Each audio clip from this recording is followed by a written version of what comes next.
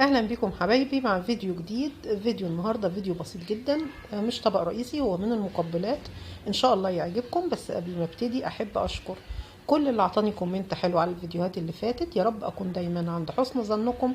ولو انتي اول مره بتشوفي قناتي اضغطي زر اشتراك وفعلي الجرس واختاري الكل عشان يوصلك اشعار بكل جديد، ولايك للفيديو. ونبتدي بقى نشوف مع بعض طبق البطاطس بتاعنا النهارده. مكونات طبق النهارده بقى عباره عن ايه؟ انا عندي حبتين بطاطس، ثوم، كمون، هريسه شطه، كزبره خضراء متقطعه، وطبعا زيت. اول حاجه هعملها هاخد البطاطس دي هقطعها واحمرها. نشوف بس هنقطعها هتبقى شكلها ازاي. بعد ما قطعت البطاطس هروح احمرها ونشوف هنعمل ايه بعد التحمير.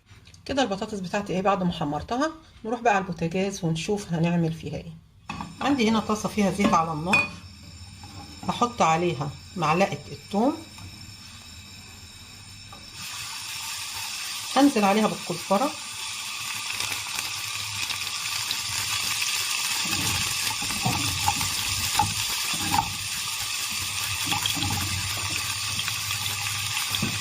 يا دوب بس تدبل. هنزل عليها بالبطاطس،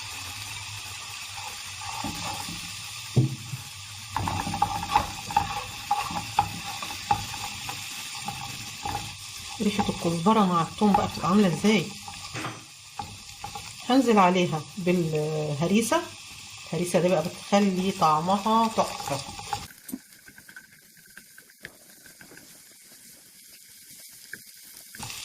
هنزل بالكمون. انتم ملاحظين ان انا ما حطيتش ملح، انا اعتمدت على الملح اللي كان موجود في الثوم، لان الثوم انا لما دقيته عليه ملح عشان الملح ما يزيدش معايا، واظبطه بعد كده ادوق واظبط. وكده الطبق بتاعي خلاص خلص. نروح بقى نغرف. اتمنى ان هو يعجبكم واشوفكم في فيديو قريب ان شاء الله.